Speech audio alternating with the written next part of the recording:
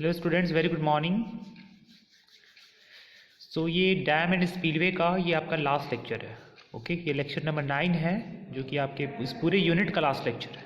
Okay, इससे पहले हम लोगों ने 8 लेक्चर के अंदर में जो भी आपके टॉपिक्स कवर करने थे डैम्स एंड स्पीलवे के अंदर में, वो सारे हमने कवर किए हैं। और जो भी एग्जामिनेशन में आपके क्वेश्चन आ सकते थे, जो भी प्रोबेबिलिटी था या जो प्रीवियस ईयर में क्वेश्चन पूछे गए थे, बेस्ड अपॉन दैट मैंने उस सारी चीज़ों को कवर कराया है जो चीज़ आपके एग्जामिनेशन के लिए इंपॉर्टेंट है या जो आपके सिलेबस में है। ठीक है, आप लोग एक बार जा करके सिलेबस को गो थ्रू हो जाइए और प्रीवियस ईयर के क्वेश्चंस को डैम एंड स्पीलवे चैप्टर का देख लीजिए एक बार कि आप लोग उस क्वेश्चन को कर सकते हैं। ओके, कोई भी डाउट्स है तो हम लोग लाइव क्लास में मिल करके उसको डाउट को क्लियर करें।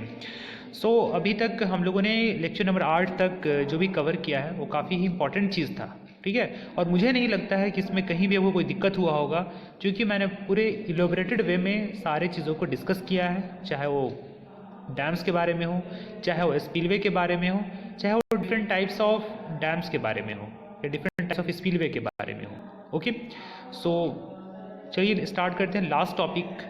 और आपके एग्जामिनेशन में ये क्वेश्चन पूछे गए हैं last year, difference between gravity dam and earthen dam, है ना।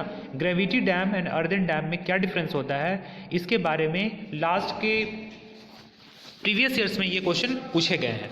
और ऐसे भी ये क्वेश्चन इंपॉर्टेंट है क्योंकि जब आपने डैम्स के बारे में पढ़ा, उसके अलावा इसमें 2 टाइप्स के डैम्स के बारे में आपने पढ़ा था, ग्रेविटी डैम्स के बारे में और अर्दन डैम्स के बारे में, तो ये जाना बहुत इंपॉर्टेंट हो जाता है कि आखिर दोनों में डिफरेंसेस क्या होता है ना। आई होप कि आप लोग को पता ही होगा डिफरेंसेस क्या है, बेसिक डिफरेंस आप लोग को ऑलरेडी पता होगा, बट जो भी डिफरेंसेस आपके एग्जामिनेशन में लिखने हैं मैं एक बार आपको उसको बता दे रहा हूँ।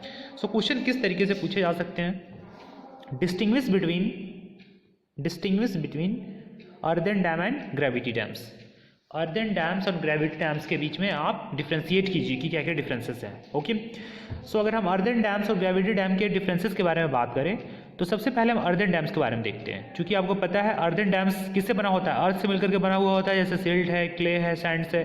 तो जाहिर सी बात है ये थोड़ा सा कम ड्यूरेबिलिटी मतलब इसका टिकाऊपन जो होगा कम होगा in comparison of gravity dam. क्यों? क्योंकि ग्रेविटी डैम जो बना होता है वो मैसोनरी से बना होता है, मैसोनरी से बना हुआ स्ट्रक्चर होता है, इसलिए इसका ड्यूरेबिलिटी क्या होता है, ज़्यादा होता है, यानी कंक्रीट से बना हुआ स्ट्रक्चर होता है, इसलिए इसका ड्यूरेबिलिटी ज़्यादा होता है। किसका? ग्रेविटी डैम का। दूसरा देखिए, चूँकि अर्थ डैम जो है क्ले से बना है, सिल्ट से बना है, सॉइल से बना है, तो इसका जो प्रेशर के सस्टेन करने की जो कैपेसिटी होगी वो कम होगी, है ना, in comparison of gravity dam. Because gravity dam जो है आपका बना हुआ है कंक्रीट स्ट्रक्चर से बना हुआ है। ओके, सो ग्रेविटी डैम जो है आपका वो ज़्यादा प्रेशर को सस्टेन कर सकता है। ओके, सो यही डिफरेंसेस लिखा हुआ है। It cannot withstand very high pressure, जबकि ग्रेविटी डैम के अंदर में क्या है, it can withstand high pressure. Okay, so third serial number की हम बात कर लें तो जो अर्दन डैम होता है ये भी 100% वाटर टाइट होता है, जबकि ग्रेविटी डैम भी जो है 100% वाटर टाइट होता है। ओके, नेक्स्ट है जो अर्दन डैम आपका है उसको आप बहुत पतला नहीं बना सकते हैं, क्योंकि वो अर्थ मटेरियल से बना हुआ है। तो अगर पतला बनाएंगे तो चूंकि ऑलरेडी वो प्रेशर को सस्टेन करने में उतनी एबिलिटी नहीं है उसके अंदर में, तो अगर आप ज़्यादा थिन बनाएंगे, पतला बनाएंगे तो वो कोलैप्स करने का डर होगा। जबकि ग्रेविटी डैम अगर थिन भी होगा तो चलेगा, बिकॉज क्योंकि वहाँ ग्रेविटी से बना हुआ स्ट्रक्चर है, सॉरी मैसोनरी से बना हुआ स्ट्रक्चर है, और मैसोनरी का स्ट्रेंथ अर्थ के स्ट्रेंथ से ज़्यादा होता है। ठीक है ना, तो ये चीज़ें डिफरेंस है।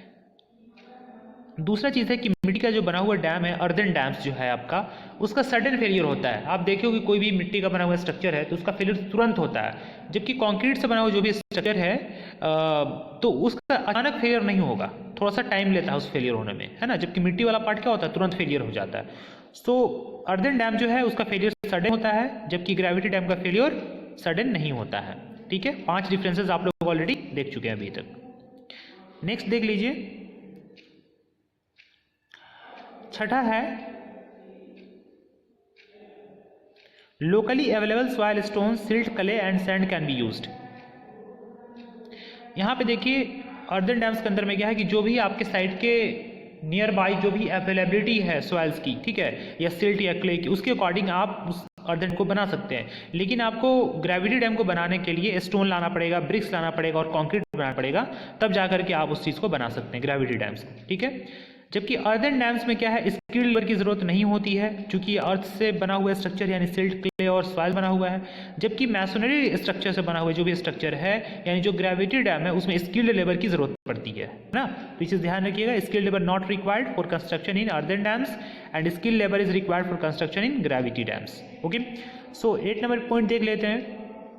यहाँ पे spillway should be provided separately, यहाँ पे स्पिलवे सेपरेटली प्रोवाइड किया जाता है अर्थन डैम्स में, जबकि जो है आपका ग्रेविटी डैम है इसके बॉडी में ही प्रोवाइड किया जाता है। जो मतलब ग्रेविटी डैम है उसके बॉडी के अंदर में ही हम वहाँ पे स्पिलवे प्रोवाइड करते हैं, जबकि अर्थ डैम्स के अंदर में हम सेपरेटली प्रोवाइड करते हैं, अलग से, है ना। ठीक है, अब 9 नंबर देखिए, maintenance cost of earthen dam is more. ठीक है, जो मेंटेनेंस कॉस्ट है अर्थन डैम का वो ज़्यादा होता है क्योंकि उसका कोलैप्स ज़्यादा होता है, यानी उसमें जो भी लॉसेस है वो ज़्यादा होता है क्योंकि अर्थ से बना हुआ स्ट्रक्चर होता है। जबकि मैसोनरी से बना हुआ जो स्ट्रक्चर है यानी जो ग्रेविटी डैम है वहाँ पे जो मेंटेनेंस कॉस्ट होता है वो कम होता है। ठीक है, नेक्स्ट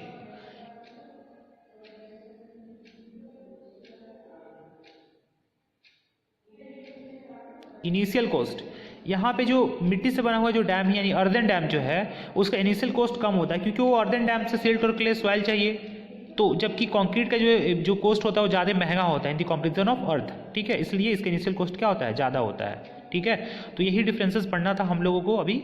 तो आप लोगों ने देखा 8, 9, 10 डिफरेंस मैंने आपको बताया। इसमें से जो भी 5-6 आपको अच्छा लगता हो आप एग्जामिनेशन में लिख सकते हैं, क्योंकि आपके एग्जामिनेशन के प्रीवियस ईयर में 4 मार्क्स के क्वेश्चंस पूछे गए हैं। ठीक है, तो आप 10 एक बार पढ़ ले अच्छे से और उसको लेक्चर्स को अच्छे से सुन ले। मुझे लगता है कि आपको इसमें कोई दिक्कत नहीं होना चाहिए। ठीक है, तो चलिए लेक्चर को फिनिश करते हैं। बाकी नीचे जो है ऑलरेडी हम लोग पढ़ चुके हैं अर्दन डैम्स के बारे में, ये लास्ट के लेक्चर्स में पहले। ठीक है, इसको आपको लिखने की जरूरत नहीं है इस लेक्चर में। ठीक है, अभी आपको सिर्फ इतना ही तक लिखना है जो डिफरेंसेस है आपको। ठीक है, सो चलिए, thank you students for watching this session. God bless you all.